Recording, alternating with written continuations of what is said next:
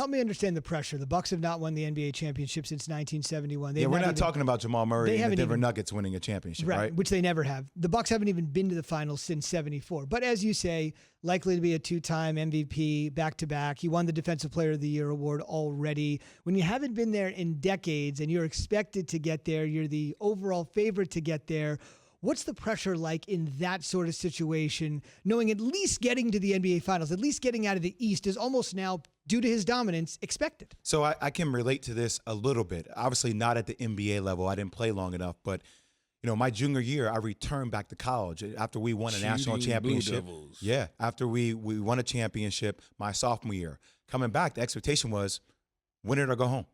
That was a lot of pressure each and every possession because people start finding little things wrong with your game. Yeah. Or they start telling you why you won't win it. Whereas when you're the underdog, you become like the people's champ, right? Like Jamal Murray right now is the people's champ. If they lose to the Clippers, they're okay, great. Yeah, what an incredible run. House money. Right? But if Giannis loses to the Milwaukee Bucks, Giannis is going to leave Milwaukee. We're not having conversations about Jamal Murray leaving Denver if they lose to the Clippers. You kind of expect that. So it's unfair. It's the reality we live in as a guy who's going to be back-to-back MVP. I mean, look what I was even talking about. Fans are getting mad at you because you're talking about 1A and 1B, even if that's an inch off because you're not talking about Giannis having a complete what do you set. know? You've never played basketball. You don't know about before. what you're talking about. He's still a franchise guy, but you're talking about the skill sets, right? That slight inch of not being in that Kevin Durant, that LeBron James conversation as it relates to the postseason.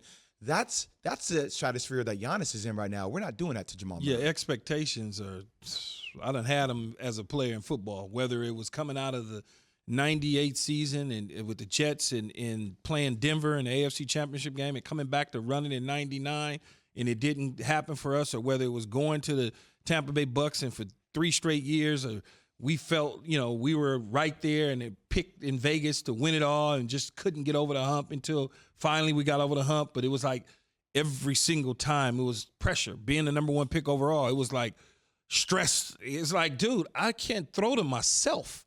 Like, what do you want me to do? I'm not calling the plays. You aren't good. I remember playing in the Jets game. We walking through the Meadowlands and saw the fans.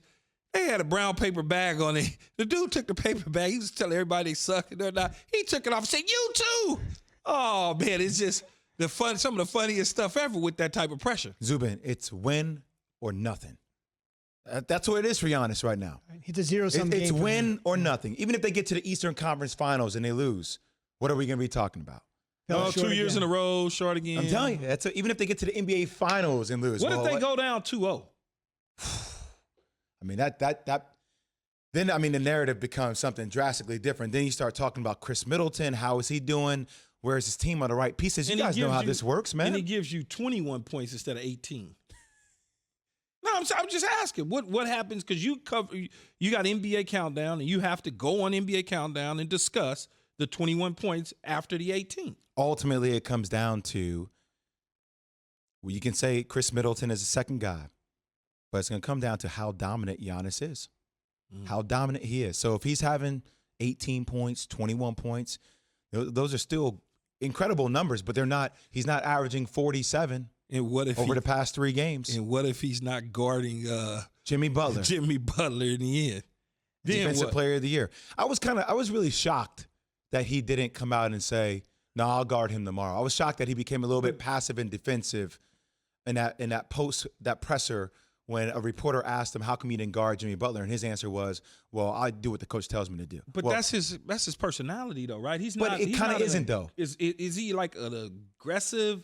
Every time I've seen him speak, it's kind of like he's falling in line. Like he's the type of guy that he's going to say all the right things and not buck the system. But he's also the guy that says he doesn't want to work out with other players. He doesn't need to do that. He can work out by himself. He's okay. But that's he's owned that. But that's not bucking the system. Bucking the system is when you ask somebody about free agency and they say, "I want to be in Milwaukee for the rest of my career." That's like, I'm just going to play the corporate game and I'm going to say all the right things. And when the reporter asked him about guarding Jimmy Butler, he said the script. He went to page 110 and said, "This is what I'm going to say. I'm going to do what the coach says." It's unfair, but I still think we're watching a very young Giannis who is still finding out who Giannis is becoming. Fair enough. He's Just to only be fair. 25 years old, and he was the 15th overall pick in his draft. So the fact that he's become the best player in basketball when you're picked 15th in any specific NBA draft does say something. It's Keyshawn, JWill, and Zubin. We're presented by Progressive Insurance. All guests, including James Blake, the tennis star, who will join us at 9:30 a.m. Eastern. Join us on the Shell Pennzoil. Zubin, can I just say Performance something Line. very Yeah, quickly? Of course, yeah. He's the MVP, regular season MVP.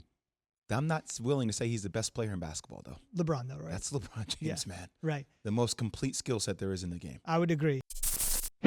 Thanks for watching ESPN on YouTube. For live streaming sports and premium content, subscribe to ESPN+.